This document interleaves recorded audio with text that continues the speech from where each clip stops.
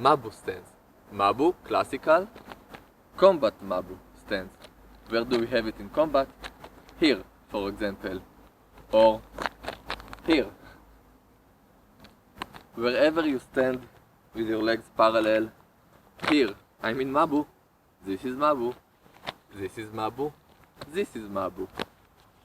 This is Mabu. This is Mabu.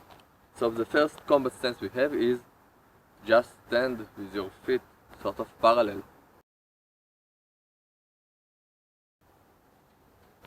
Maybe one of the most important combat stances for attack is the sidewise gongbo. So this is the sidewise gongbo, the classical stance. And if you remember, we have transition from sidewise gongbo to sidewise gongbo with the long punches. So what do we have here? If we take this sidewise gongbo and we just shorten and make it higher, you see my heel was on the floor and now my heel is in the air. Now this is combat stance. And if you remember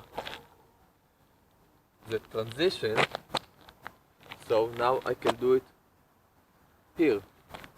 I just punch, I deliver the hits with the rear hand.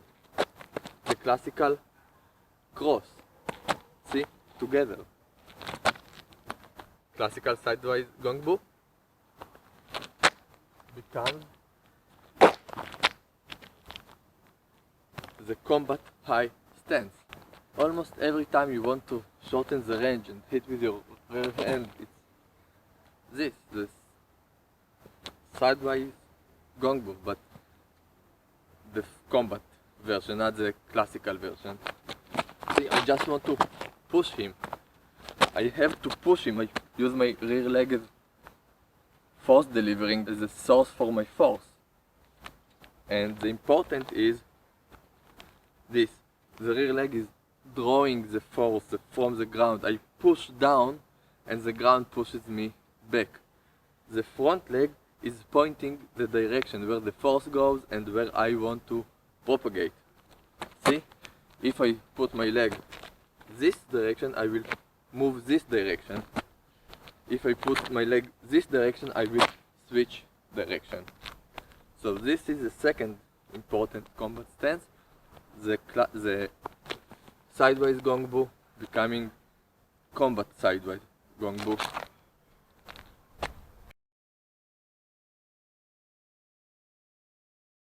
Classical combat stance. The sportive combat stance, this stance, I stand like this. Shoulder width between my legs. The rear leg is a bit, the heel is a bit up in the air.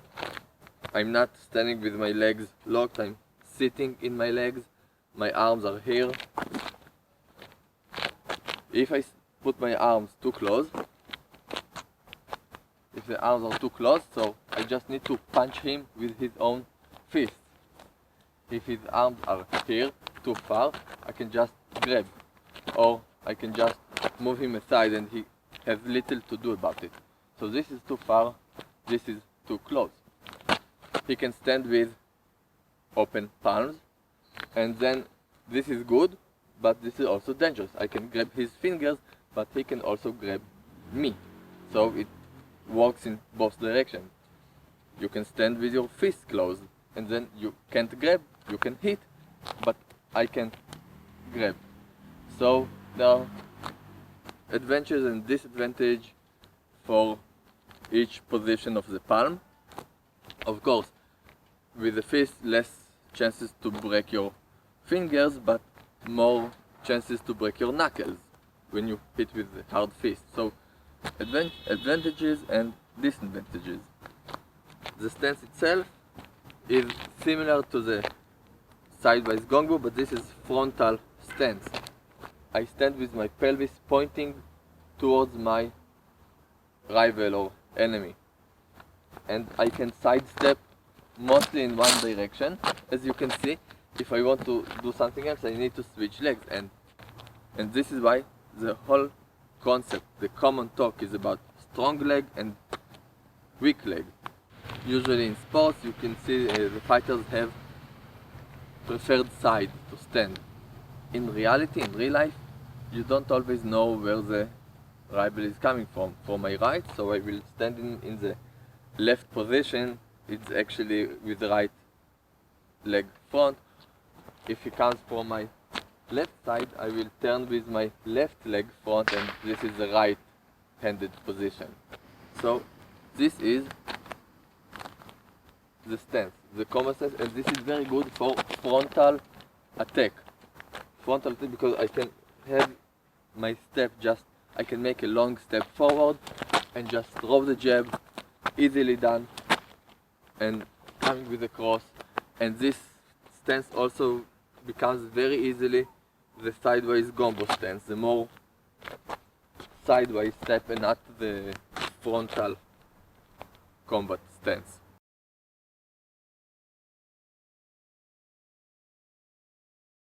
Sideways stance. If the classical stance is frontal, I see my pelvis points you. So the sideways stance is sort of, I am standing with my side toward the rival. And why this is good for? Well, with the frontal stance, he can easily do a double leg takedown. With a sideways step, it's really hard for him to grab my both legs. This is one.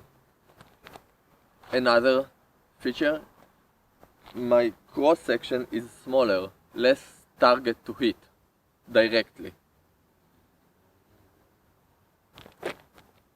He needs to cross my defense, and I have this frontal hand as defense, and this is like shield. It's really hard to go through it. Here I need to protect a larger area. Another advantage, it's not, none of them is better than the other, it's just different. This is important to understand. Another feature with the sideways stance, I can easily go backwards and make this. See, my hand is here, this is diversion, actually this is a hit. But he must answer the first one, otherwise I will grab him. So I do this as diversion, and then I can attack with it. Other hand. Another reason stand like this, I give him only one leg as target. I will know where he's gonna kick, which leg he will try and kick. And it doesn't matter front or back kick, I can easily answer this. I can stop him, I can move, it's really easily done. Another reason standing here, well, because he came from my side. He was surprising me and I just stand like this. I didn't have the time to do this or to do this and stand up in a more frontal position. So I just came from here. Another reason is that it's really easy to turn this way.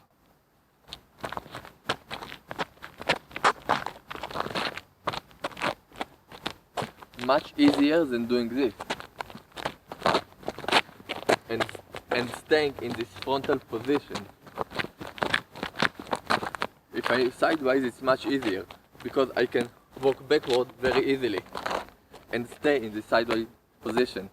Of course, hands are the same. I can stand with my open hands, with my open palms, I can stand with fists closed, one each. I can have a weapon in my hand. If I fence with someone, I'm not in a frontal position, I'm on my sideways position.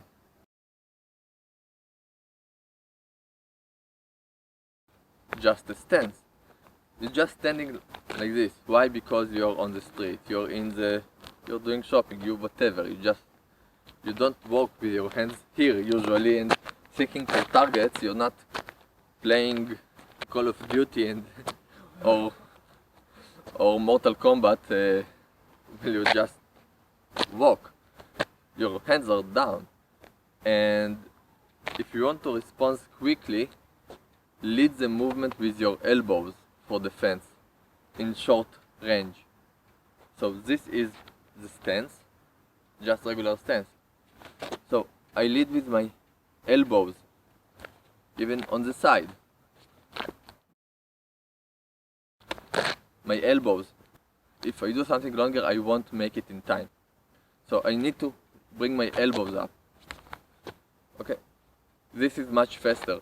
If you want to bring the hands up, use your elbows first and not, you can do this, but this is very limited in direction. Elbows are for more peripheral defense. This is for frontal zone, for the first zone of danger. So it seems like it's not very wise standing with your hands down, but actually it's not so foolish. When I stand with my hands down, I automatically open up here a trap. I know how to react from here, and so this is a trap. It shows the other side like I'm not, like I don't know what I'm doing, like I'm not dangerous enough. So this is a psychological trap. Moreover, I can really fast bring my hands up when I need, or when I stand here I can just open the hands to the side really quick. And it all depends on how much I am trained. So go home and train. So we talked about just standing with your hands down, and this is also good for diversion. If you want just to move fluidly, and Systema do it a lot, so this is natural standing and you just flow from there, very fluidic. And I love this sort of stance. Usually you really don't stand up like this. The next stance is, what do we do when we have confrontation? You know, when men stand up like this, or like this. So this is stupid. This is very stupid. How do we make it less stupid? Well, this sort of standing, you see, I'm putting my hand near the elbow. I'm not grabbing myself. I'm just put my hand here, and the other hand is here, and it doesn't matter the strong hand or the weak hand. It just whatever happens. Fear came from this side, so now I will stand like this, and I don't want violence, so I let him step into my red zone to pass the red line of decision, because I don't want violence, and it's not necessarily going to be violent. Maybe we will just talk and then he will leave. So we stand and talk, right? But we talk aggressively, of course, because we're men. So I am a pirate. but it happens, and you can converse out of a fight. So fear is standing like this, because this is what people do. They're standing like this. I don't want him to come any closer, so I'm here, I'm ready. This hand is covering the upper area, and this hand is covering the lower area. If he have knife or any weapon, or just want to strike me from below, I can use my lower hand, and if it comes from above, I can use my upper hand. 1, 2.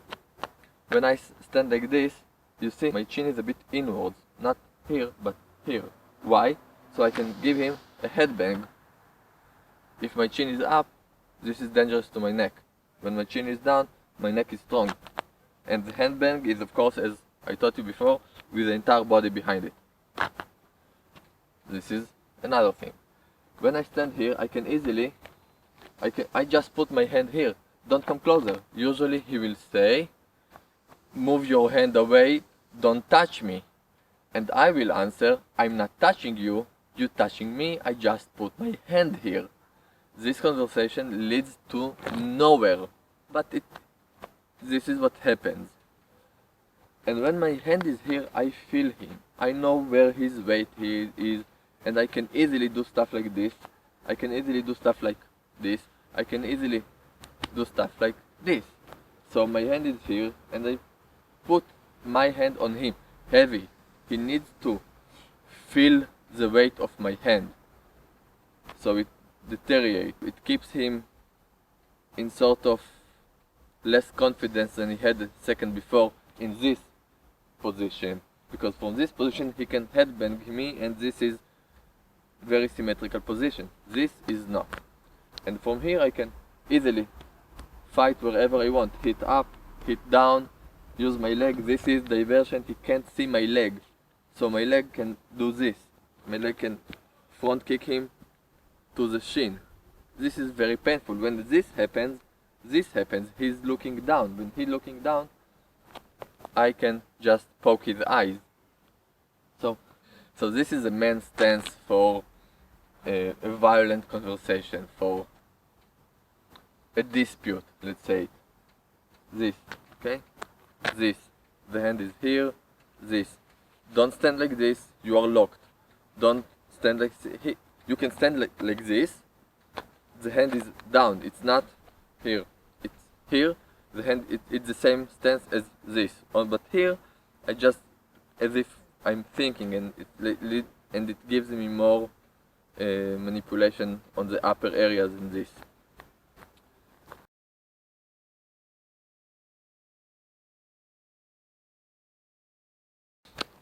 The women stance is different. And why is it different? Because women aren't men. Women usually smaller than men. Usually the aggressor in this situation will be the man and not the woman. Excuse me for any generic generalization I'm doing here. Let's talk about man versus woman and not woman versus woman, because woman versus woman is like man versus man, but woman versus man, weak versus strong. And the womanly stance needs actually to exploit the fact that she is weaker than the man. The man will have overconfidence, won't understand the situation. If the woman is trained, she can make herself weak to seem as if she is weak, and then she can stand like this. It's not here, it's here.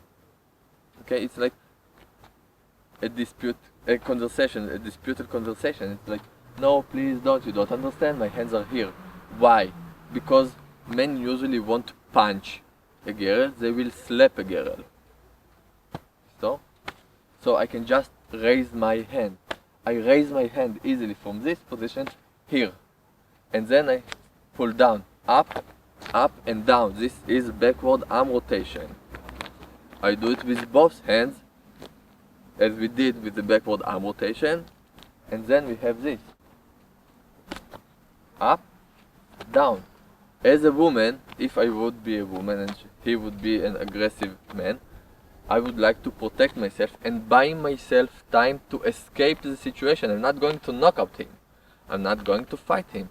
I want to defend myself from the slap and then surprise him.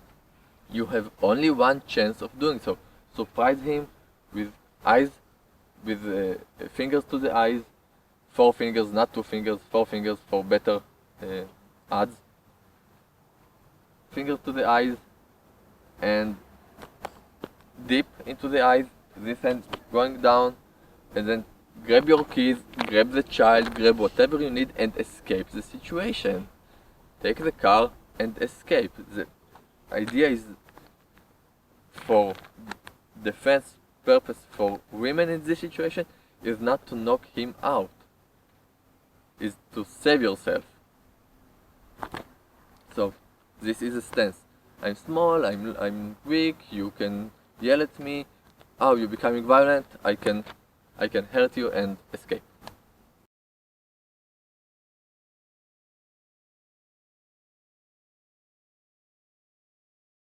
So another fighting stance is the classical Santi.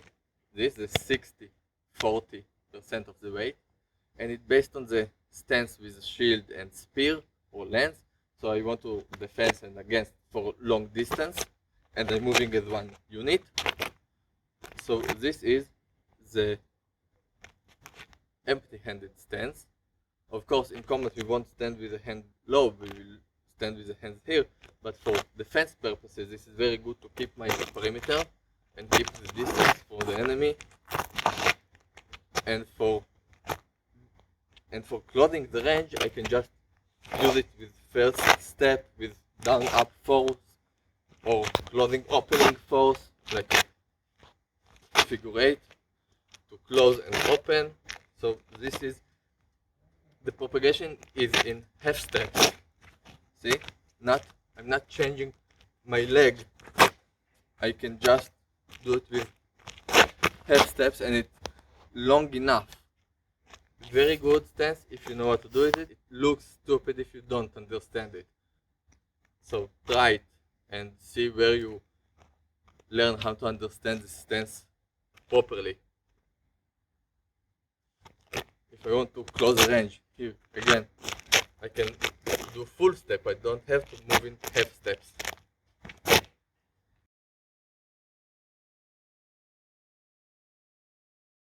So we have all kind of combat stance.